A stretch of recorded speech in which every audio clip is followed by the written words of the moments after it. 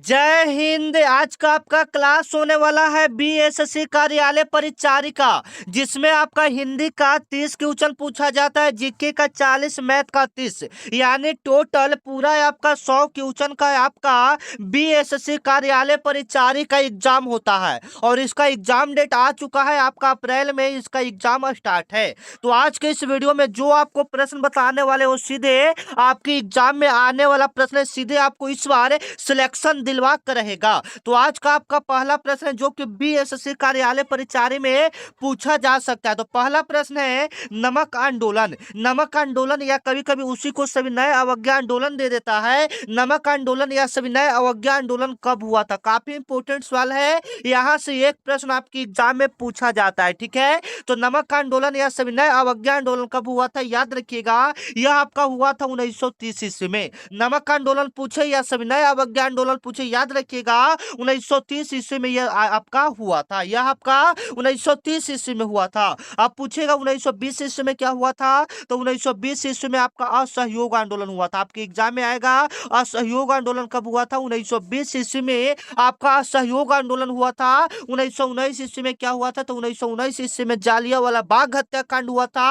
1935 ईस्वी में क्या हुआ था? तो आरबीआई यानी भारतीय रिजर्व बैंक का स्थापना हुआ था। ठीक है, अगर आपने अभी तक कुछ नहीं पढ़ा है या आप पहली बार बीएसएससी कार्यालय परिचारी का एग्जाम देने जा रहे हैं तो बिल्कुल टेंशन फ्री हो जाइए। आपके भैया यहाँ पर लगे हुए हैं आपको पढ़ाने के लिए, तो कोई टेंशन की बात नहीं। इतना इंपॉर्टेंट क्वेश्चन एवं सिलेक्टेड प्रश्न बताएंगे जो कि आपको एग्जाम क्लियर करके रख देगा। ठीक है, अब इससे आने वाले प्रश्न देख लेते हैं क्या क्या इससे संबंधित है जो इस बार के एग्जाम में आने का संभावना है। ठीक है, ये 7 आप लोग देख रहे हैं महात्मा गांधी जी से पूछा जाता है प्रश्न। तो ये 7 ऐसे प्रश्न जो महात्मा गांधी जी के द्वारा आंदोलन किए गए, जैसे में चंपारण सत्याग्रह पहले महात्मा गांधी जी के द्वारा शुरू किया गया था। और भारत में पूछेगा कि भारत में महात्मा गांधी जी के द्वारा किया गया पहला आंदोलन कौन था? तो वह यही था, चंपारण सत्याग्रह था। ठीक है, चंपारण सत्याग्रह था। यह पूछेगा कब हुआ था? 1917 ईस्वी में। ये जितने भी आंदोलन है ये सारे आंदोलन महात्मा गांधी जी के द्वारा किए गए हैं। ठीक है, चंपारण सत्याग्रह कब हुआ था? 1917 ईस्वी में। ये वाला सवाल पूछा भी जा चुका है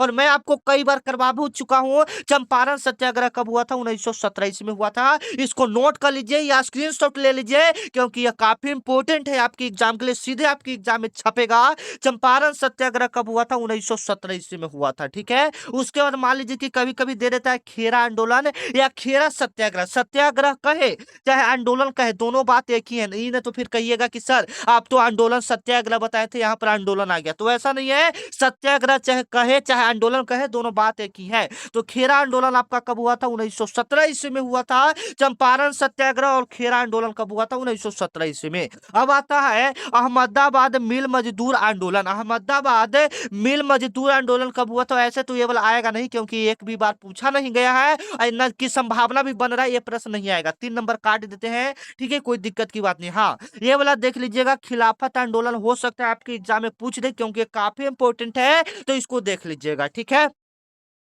खिलाफत आंदोलन कब हुआ था? 1920 ईस्वी में हुआ था, याद रखिएगा। असहयोग आंदोलन कब हुआ था? 1920 ईस्वी में हुआ था। काफी इंपॉर्टेंट है, खिलाफत आंदोलन कब हुआ था? 1920 ईस्वी में हुआ था।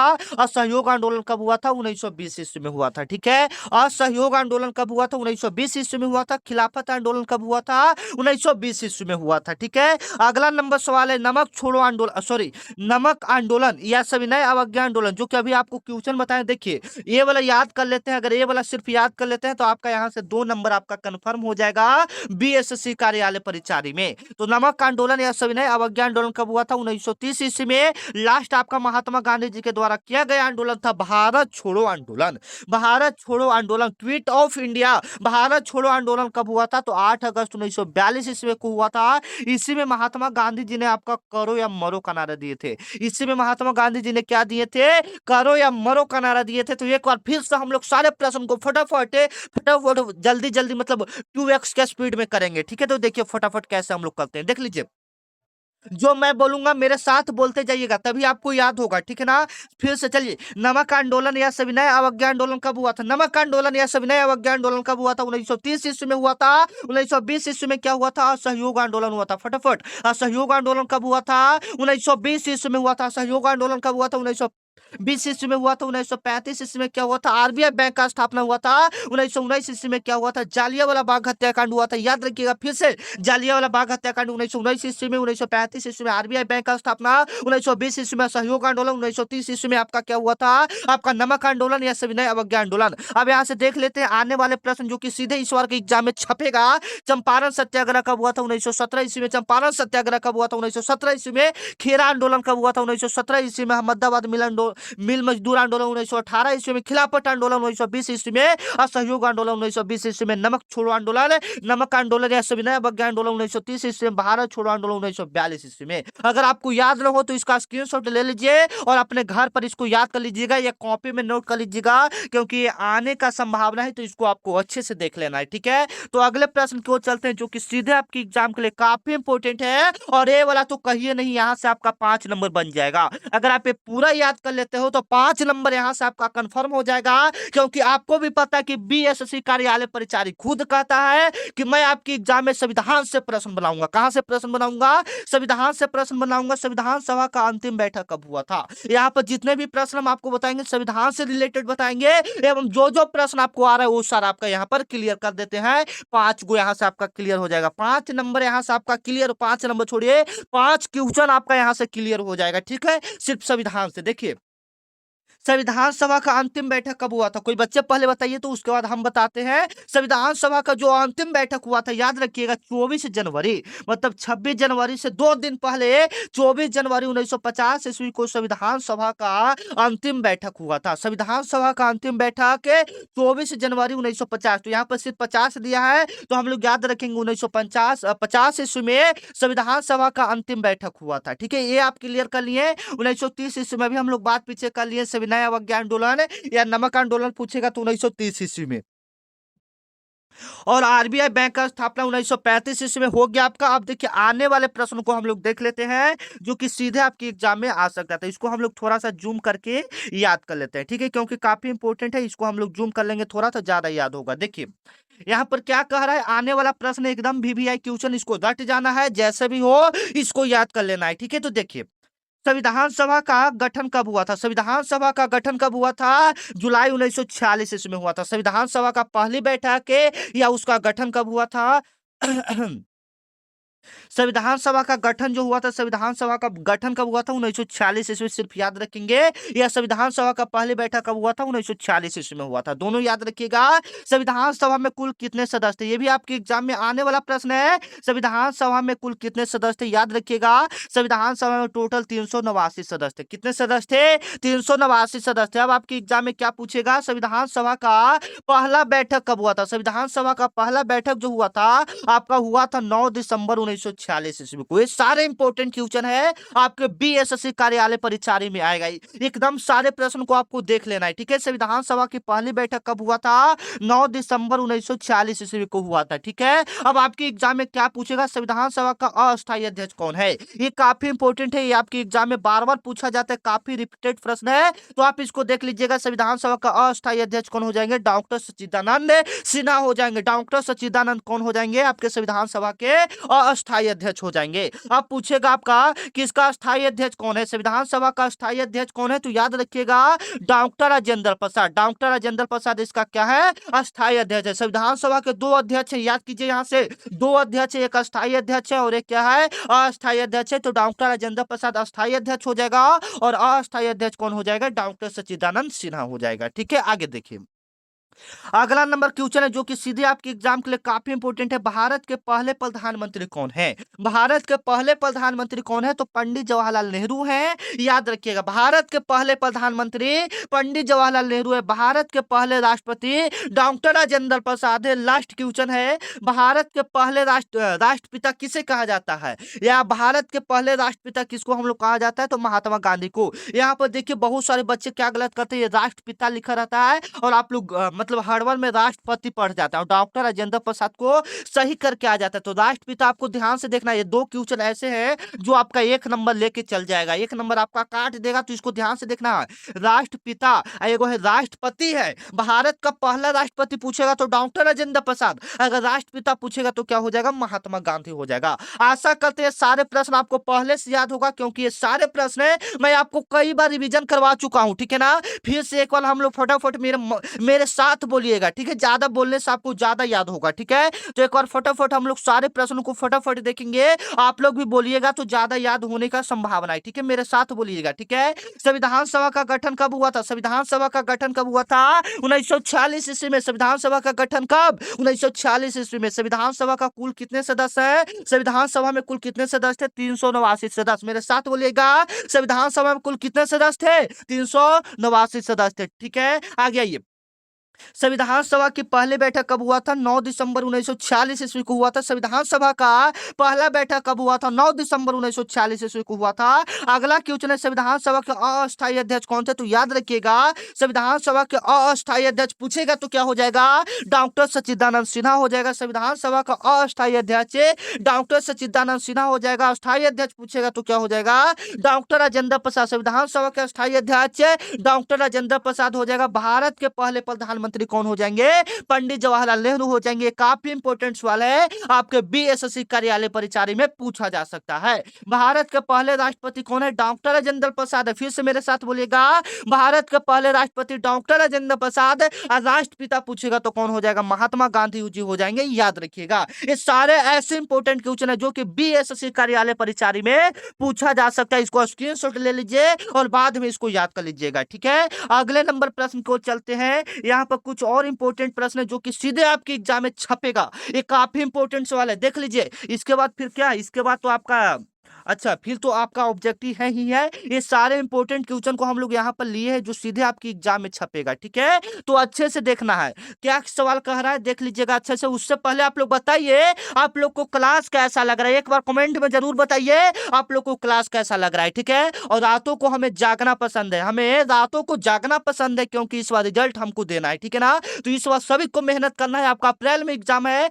जो असली खुशी होता है ना, माँ बाप के चेहरे पे खुशी देखकर होती है, ठीक है। तो आपको भी मेहनत करना है और इस बार नौकरी ले लेना है, ठीक है ना। कैसे भी वो खूब मेहनत कीजिए, इस बार जुई जान लगा दीजिए और इस बार नौकरी तो लेना है। और जो असली खुशी आपको मिलेगी जब आप गर्व करेंगे, जब आपके मम्मी पापा के चेहरे पे खुशी होगा। तो इसी के नाम पर आप लोग एक बार क्या कर लीजिएगा, चैनल को सब्सक्राइब कर लीजिएगा, क्योंकि ये चैनल आपको डेली बीएसएससी कार्यालय परिचारी से संबंधित प्रश्न देगा और सीधे आपकी एग्जाम में सवाल आएगा, ठीक है। तो चैनल को सब्सक्राइब करके रखिए, क्योंकि आपके पीछे आपका बड़ा भैया खड़ा है। यह कोई चैनल नहीं है, आपके बड़े भैया की तरह आपके ताकत है जो आपकी एग्जाम क्लियर करके रख देगा। हम आपको डेली रिवीजन करवाएंगे, बस फर्क ये है कि आप घर पर भी पढ़ाई कीजिए, इस बार रिजल्ट आपका ही होगा, ठीक है। जितने भी बच्चे इस वीडियो को देख रहे हैं, मैं आशा करता हूं कि सभी का रिजल्ट बहुत ही अच्छा हो, ठीक है। तो इसी के नाम पर आप लोग चैनल को सब्सक्राइब कर लीजिएगा, क्योंकि इस पर डेली आपको बीएसएससी कार्यालय परिचारी से संबंधित प्रश्न आएगा, ठीक है। आगे देखिए, संविधान सभा का अंतिम बैठक कब हुआ था? काफी इंपोर्टेंट सवाल है जो कि सीधे आपके एग्जाम में आएगा। संविधान सभा का अंतिम बैठक कब हुआ था, जो कि अभी आपका क्वेश्चन में दिया हुआ था,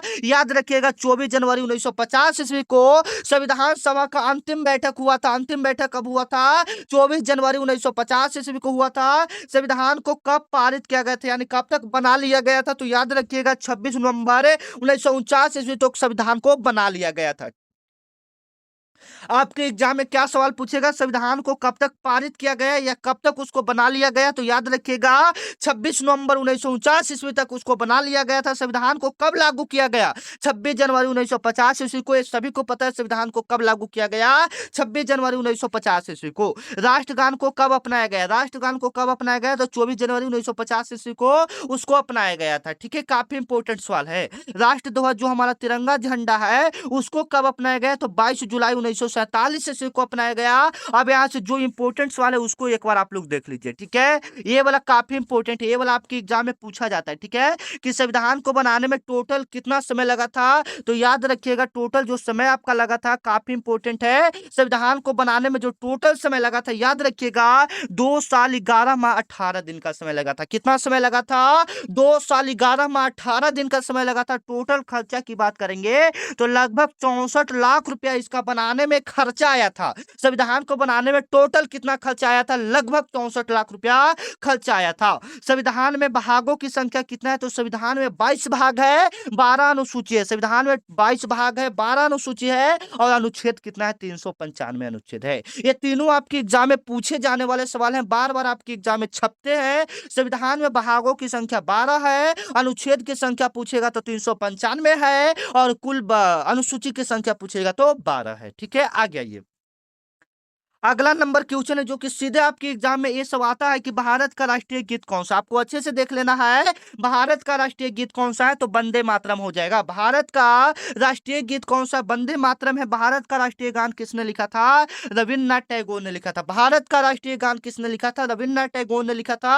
कुतुब मीनार कहाँ है? ये वाला जो सवाल है आपके बीएसएससी कार्यालय परीक्षा में 3 बार पूछा जा चुका है। कुतुब मीनार कहाँ है? तो याद रखिएगा, कुतुब मीनार आपका कहाँ में हो जाएगा? दिल्ली में हो जाएगा। कुतुब मीनार आपका कहां में है? दिल्ली में है, याद रखिएगा। अब अगला सवाल क्या करें कि भारतीय रिजर्व बैंक का स्थापना कब हुआ था? ये भी सवाल है आपके बीएसएससी कार्यालय परीक्षा में बहुत बार पूछा जा चुका है, तो इसको रट जाना है। भारतीय रिजर्व बैंक का स्थापना कब हुआ था? 1 अप्रैल 1935 ईस्वी को भारतीय रिजर्व बैंक का क्या हुआ था? स्थापना हुआ था। भारतीय रिजर्व बैंक का स्थापना कब हुआ था? 1 अप्रैल 1935 ईस्वी को भारतीय रिजर्व बैंक का स्थापना हुआ था। इसका राष्ट्रीयकरण पूछेगा तो 1949 ईस्वी में हुआ था। और अभी तक आप लोग चैनल को सब्सक्राइब नहीं किए हो तो चैनल को सब्सक्राइब कर लीजिएगा, क्योंकि इस चैनल पर आपका बड़ा भैया खड़ा है जो आपको रिजल्ट देखकर रहेगा। ठीक है, आ गया ये अगला नंबर सवाल है जो कि आपके लिए काफी इंपॉर्टेंट है। इसको एक और प्रश्न को देख लेते हैं इसमें, ठीक है ना। यहाँ पर क्या कह रहा है? भारत का सबसे ऊंचा पर्वत कौन सा है? भारत का सबसे ऊंचा पर्वत कौन सा है? तो याद रखिएगा, कंचनजंगा भारत का सबसे ऊंचा पर्वत है। भारत का सबसे ऊंचा पर्वत कौन सा हो जाएगा? कंचनजंगा हो जाएगा, जो कि कहाँ में स्थित है? सिक्किम में स्थित है। ये आपका कहाँ में स्थित है? सिक्किम में स्थित है। भारत का सबसे ऊंचा पर्वत कौन सा है? कंचनजंगा है, जो कि कहाँ में स्थित है? सिक्किम में स्थित है। ठीक है, आ गया ये। अब आपका क्वेश्चन आ रहा है जो कि सीधे आपके एग्जाम में, ये सारे ऑब्जेक्टिव टाइप के क्वेश्चन रहेंगे जो कि सीधे आपके एग्जाम में आएगा। ऊपर जितने भी आपको प्रश्न करवाए वो काफी इंपॉर्टेंट है आपके एग्जाम के लिए, उसको कैसे भी हो आप याद कर लीजिएगा। ठीक है, संविधान के किस अनुच्छेद के अंतर्गत लोक सेवा आयोग का स्थापना का प्रावधान है? यानी क्वेश्चन क्या कह रहा है कि संविधान के किस अनुच्छेद के अंतर्गत लोक सेवा आयोग, लोक सेवा आयोग कहने का मतलब यूपीएससी, आईएएस, ये सब उसके अंतर्गत आता है। ठीक है, तो उसका प्रावधान मतलब वो सबकी जानकारी किस अनुच्छेद में दिया गया है? अनुच्छेद 315 में। अभी आपको ऊपर हम बताएं आपके संविधान में टोटल 395 अनुच्छेद है। यही 395 अनुच्छेद में आपका पूरा देश चलता है, सिस्टम चलता है। जैसे में राज्यपाल हो गया तो किस अनुच्छेद के तहत फैसला करेगा, सारा आपका इसमें लिखा हुआ है। अनुच्छेद 395 पूरा अनुच्छेद है, जिसमें 315 में क्या है? अंतर्गत लोक सेवा आयोग है। ठीक है, क्लियर है। अब आपके एग्जाम में क्या पूछे जाएगा? अनुच्छेद 370 का संबंध किससे है? कोई बच्चे बता सकते हैं अनुच्छेद 370 का संबंध किससे है? तो जम्मू कश्मीर से। किससे है? जम्मू कश्मीर से आपका इसका संबंध है। इसका संबंध किससे है? जम्मू कश्मीर से है। ठीक है, आ गया ये।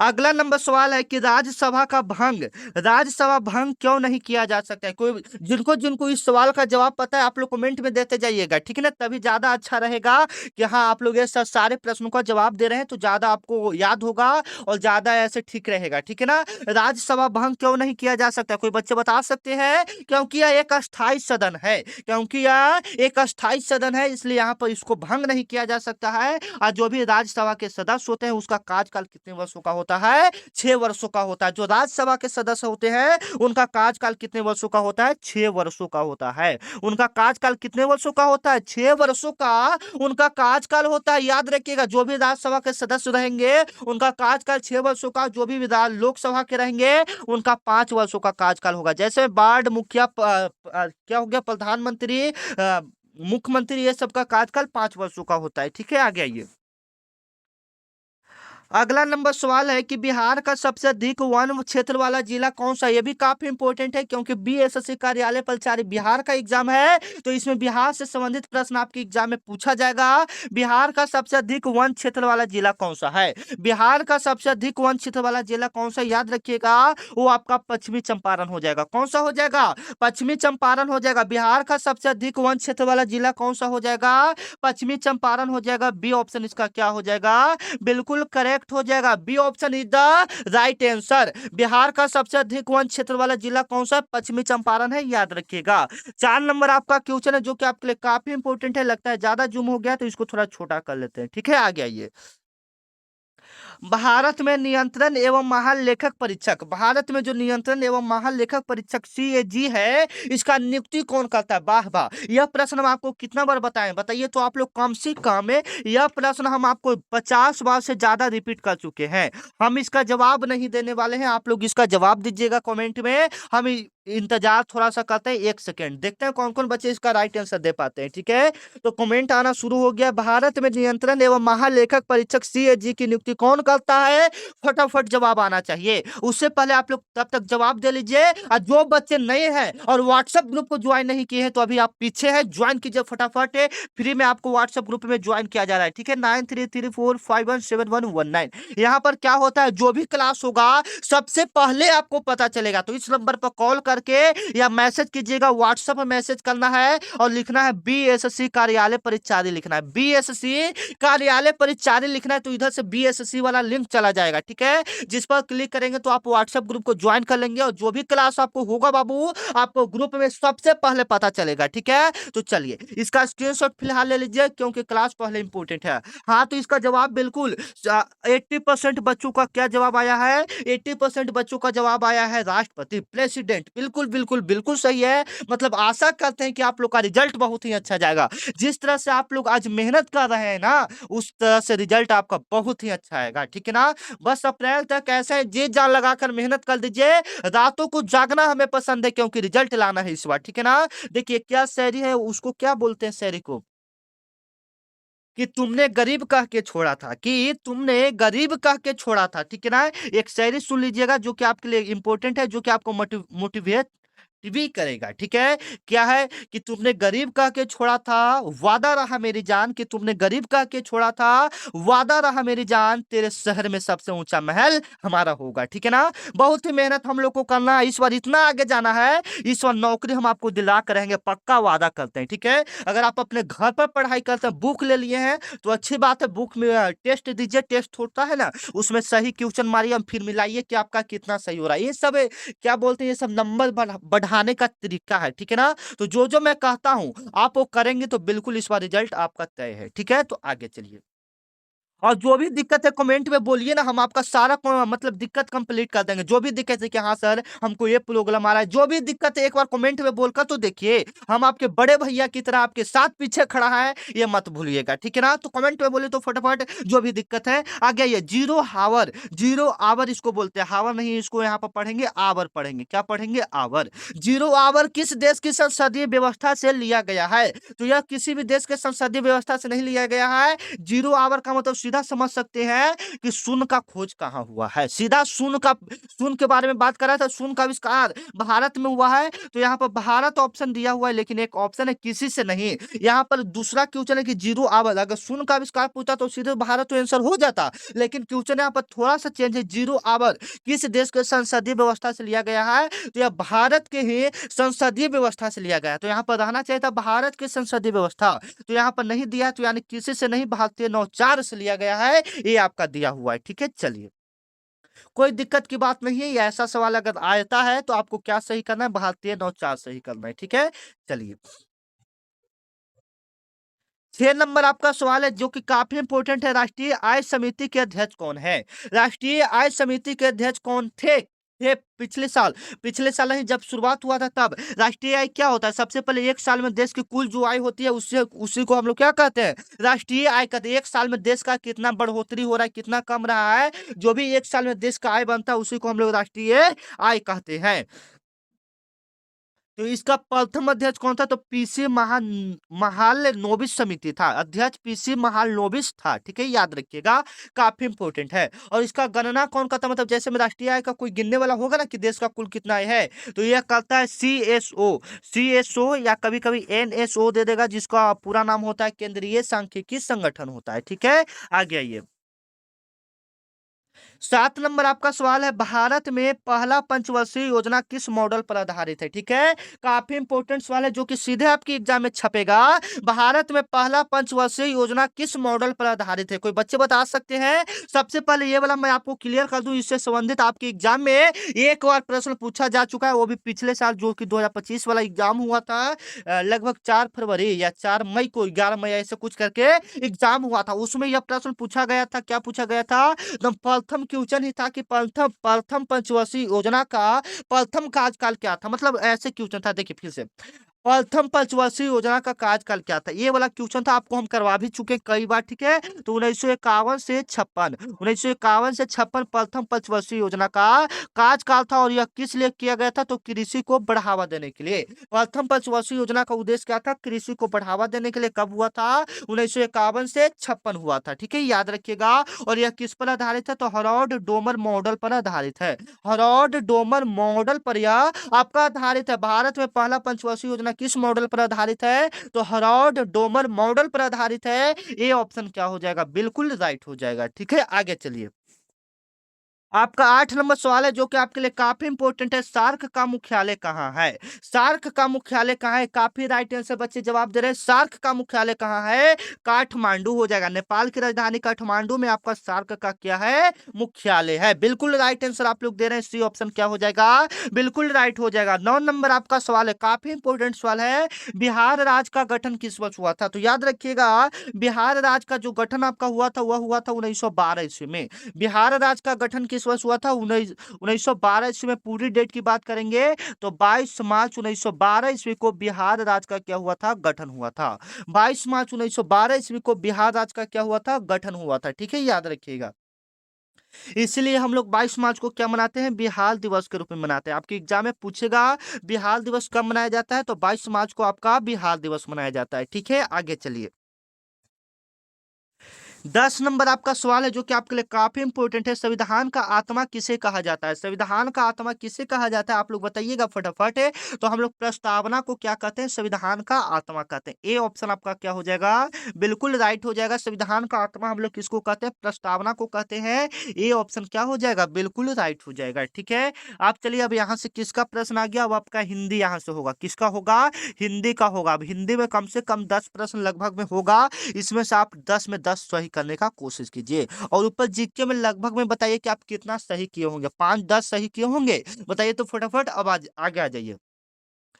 किंकत मुड, कि किंकार्तव्यूम मूड शब्द का सही अर्थ क्या है? तो भ्रमित करना। इसका जो शाब्दिक अर्थ होगा या सही अर्थ होगा क्या होगा? भ्रमित करना होगा। इसका शाब्दिक अर्थ क्या हो जाएगा? भ्रमित करना हो जाएगा। बी ऑप्शन इसका क्या हो जाएगा? बिल्कुल करेक्ट हो जाएगा, ठीक है। अगला नंबर आपका सवाल है जो कि आपके लिए काफी इंपोर्टेंट है। निर्छीर, निर्छीर विवेक मुहावरे का अर्थ क्या है? निर्छीर विवेक मुहावरे का अर्थ क्या है? सही गलत का भेद करना। सही गलत का भेद करना। सी ऑप्शन इसका क्या हो जाएगा? बिल्कुल राइट हो जाएगा। निर्छीर विवेक मुहावरे का अर्थ क्या है? सही गलत का भेद करना। सी ऑप्शन इसका क्या हो जाएगा? बिल्कुल राइट हो जाएगा, ठीक है। आगे आइए, 13 नंबर आपका सवाल है, अनुग्रह शब्द में उपसर्ग कौन सा है? अनुग्रह शब्द में आपका कौन सा उपसर्ग हो जाएगा? बताइएगा फटाफट। अनुग्रह शब्द में कौन सा उपसर्ग हो जाएगा? अनु प्लस में ग्रह। अनु प्लस में क्या हो जाएगा? अनु प्लस में ग्रह। अनु प्लस में क्या हो जाएगा? ग्रह।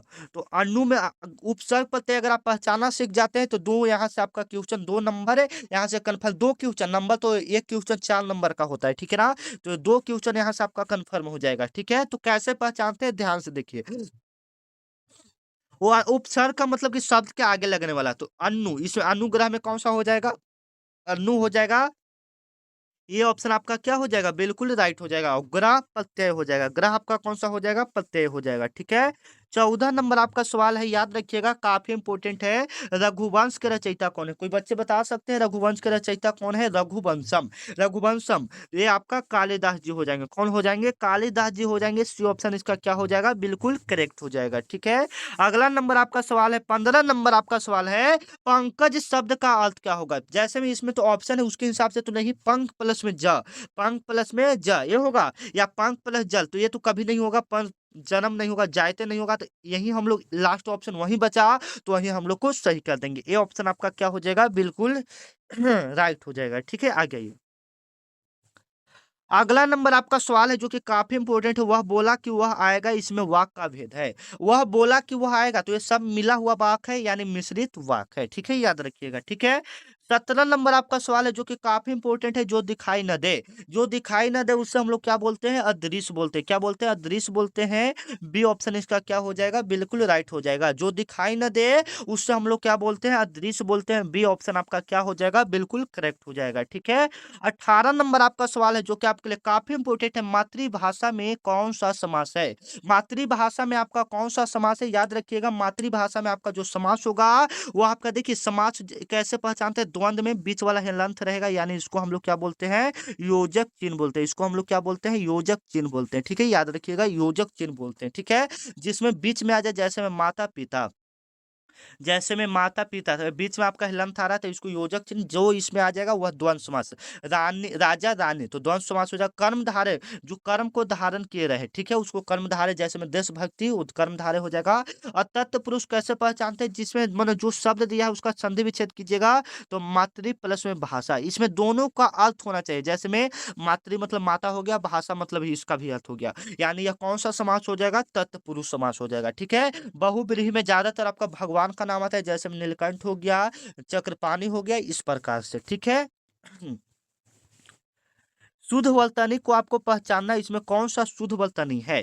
शुद्ध वर्तनी एक आता है यहाँ से, आपका एक आएगा यहाँ से। शुद्ध वर्तनी कौन सा है? ठीक है, शुद्ध वर्तनी कौन सा है? ये निष्काम सही है, या ये सही है, या ये सही है? तो ये वाला आपका सही है। बी वाला ऑप्शन क्या लिखा हुआ है? बिल्कुल सही। ये निष्काम आपका क्या हो जाएगा? बिल्कुल सही हो जाएगा। B option is the right answer. 20 number आपका सवाल है जो कि आपके लिए काफी इंपोर्टेंट है, काफी सिलेक्टेड प्रश्न है। रामायण किस भाषा में रचित है? रामायण आपका किस भाषा में रचित है? तो याद रखिएगा, ये आपका संस्कृत भाषा में रचित है। रामायण किस भाषा में रचित है? संस्कृत भाषा में रचित है। डी ऑप्शन इसका क्या हो जाएगा? बिल्कुल करेक्ट हो जाएगा। ठीक है, रामायण किस भाषा में रचित है? तो संस्कृत भाषा में आपका रामायण रचित है। ठीक है, आगे आइए। अब यहाँ पर आपका मैथ से स्टार्ट हो रहा है। ठीक है, अब आप लोग ऊपर बताइए कि हिंदी में आप लोगों ने कितना प्रश्न सही किया, 10 में से कितना प्रश्न सही हुआ, एक कमेंट में जरूर बताइए। ठीक है, अगला नंबर सवाल है, किसी संख्या का 40% बराबर 240 है तो संख्या क्या होगा? ऐसा एक बार नहीं, मैं आपको 100, जब जब 100 बार नहीं, कम से कम 20-30 बार ये प्रश्न को मैं करवा चुका हूँ। तो इसका जवाब आप लोग फटाफट कमेंट में देंगे। उसके बाद जिनको नहीं आ रहा है फिर हम सॉल्व करके बताएंगे। ठीक है, तो जिनको जिनको आ रहा है, सबसे पहले आप इसको गलती सलती जैसे भी हो, इसको सॉल्व करके आंसर बताइए, कौन सा आंसर यहाँ पर करेक्ट होगा। ठीक है, तो चलिए फटाफट बताएंगे, उसके बाद हम इसको बताते हैं क्या कैसे बनेगा। ठीक है, जिनको आ रहा है वो जवाब दीजिए पहले, क्योंकि ये वाला प्रश्न हम आपको कई बार बता चुके हैं। ठीक है, तो देखिए, अब देखिए जिनको नहीं बनाने आ रहा है वह देखिए। ठीक है, किसी संख्या का रहा है तो कोई संख्या को हम लोग क्या मान लेंगे? एक्स मान लेंगे। ठीक है, का मतलब क्या होता है? गुना 40%, तो 40 बटा आपका क्या हो जाएगा? 100 हो जाएगा, बराबर में आपका कितना हो जाएगा? 240 हो जाएगा। इतना आपका हो जाएगा। ठीक है, इतना आपका हो जाएगा। तो 40 से 240 कटेगा कितना बार में? 6 बार में कटेगा। तो ये ऊपर नीचे आपका क्रॉस मल्टीप्लाई हो जाएगा। तो 100 बराबर 100 गुना 6 होगा, तो कितना होगा? 600। अब यहाँ पर कोई बच्चा कहेगा ये नीचे नहीं, ऊपर लिखने हैं, ऊपर काट के, तो ऊपर थोड़ा वैसे था तो नहीं लिखे, ऊपर 6। तो 100 गुना 6 होगा तो कितना हो जाएगा? 600, यानी संख्या आपका क्या आ जाएगा? 600 आ जाएगा। ठीक है, इस प्रकार से आपको इसको बनाना है। ठीक है, आगे आइए। अगला नंबर आपका सवाल है, यदि किसी वस्तु पर 10% का हानि हो, यदि किसी वस्तु पर 10% का हानि हो और विक्रय मूल्य 450 हो तो क्रय मूल्य क्या होगा? ऐसे प्रश्नों को हम लोग कैसे बनाते हैं? ध्यान से देखिएगा, क्रय मूल्य दिया है यानी सीपी से, कॉस्ट प्राइस दिया है, तो कैसे निकालते हैं? सबसे पहले 450 है, 450 लिख देंगे, लिख दिए, गुना 100 का होता है आपका, कोई भी चीज 100% का होता है, बट्टा 10% का हानि हो रहा है, 10% का क्या हो रहा है? हानि। तो कोई भी चीज 100% का होता है, उसमें 10 का हानि हो रहा है, मतलब 90। 90 हो जाएगा, तो 90 से कितना बार में कटेगा? 5। 5 बार में कटेगा, तो 5 गुना 100 करेंगे तो कितना आ जाएगा? 500 आ जाएगा। ठीक है, बी वाला ऑप्शन क्या हो जाएगा? बिल्कुल करेक्ट हो जाएगा। ठीक है, आगे आइए। एक घन का कुल पृष्ठ का क्षेत्रफल इतना दिया है तो भुजा क्या होगा? ठीक है, एक घन का कुल पृष्ठ का क्षेत्रफल इतना दिया है तो भुजा क्या होगा? तो घन का कुल पृष्ठ का क्षेत्रफल क्या होता है? 6 गुना भुजा स्क्वायर होता है। क्या होता है? 6 गुना भुजा स्क्वायर होता है। 6 गुना भुजा स्क्वायर बराबर में आपका 150 दिया है, तो 6 से 150 कटेगा कितने बार में? 25 बार में कटेगा। कटेगा 6, 25 से 150, तो ये भुजा बराबर निकालेगा तो ये स्क्वायर है तो उधर रूट में 25 हो जाएगा, तो भुजा बराबर कीजिएगा तो 25 का वर्गमूल कितना हो जाएगा? 5 हो जाएगा। जाएगा, यानी बी ऑप्शन आपका क्या हो जाएगा, बिल्कुल करेक्ट हो जाएगा। ठीक है, आगे आइए। 27 नंबर आपका सवाल है, 15 पुरुष किसी काम को 20 दिनों में करता है। 15 जो पुरुष है वो किसी काम को 20 दिनों में पूरा करता है, तो 10 पुरुष उसी काम को कितना दिनों में करेगा। तो इसको हम लोग एक ट्रिक्स की मदद से 1 सेकेंड के अंदर इसको सॉल्व करना सीखते हैं। देखिए कैसे। 15 पुरुष है, 15 लिख देंगे, 20 लिख देंगे, और बट्टा में जितना कहे उतना लिख देंगे, तो 10 दूनी 20, 15 दूनी 30, आंसर खत्म। ना हो गया आपका खत्म। अगला और आज का आखिरी सवाल, इसका आपको जवाब देना है। ठीक है, कमेंट में हम इसको देखेंगे कौन कौन बच्चे इसका राइट आंसर देंगे। इसका फटाफट आप लोग देख कर बताइएगा। 3, 6, 11, 18 का अगला पद क्या होगा, पहचान रहे हैं कैसे होगा। 3 से 6 बढ़ रहा है, 3 बढ़ रहा है, 3 बढ़ रहा है, फिर यहाँ से 6 से 5, 3 यहाँ बढ़ रहा है, 5 बढ़ रहा है, फिर यहाँ से 7 बढ़ रहा है, मतलब दो दो का अंतराल चला है, 3, 5, 7, 9, तो 18, 9 कितना हो जाएगा, आप लोग कमेंट में जवाब दीजिए। ठीक है, मिलते हैं नेक्स्ट वीडियो में, तब तक के लिए जय हिंद। आशा करते हैं यह वीडियो आपको काफी अच्छा लगा होगा। चैनल को सब्सक्राइब नहीं किए हैं तो अपना बड़ा भैया मानकर चैनल को सब्सक्राइब कर लीजिए। तब तक के लिए जय हिंद, जय भारत।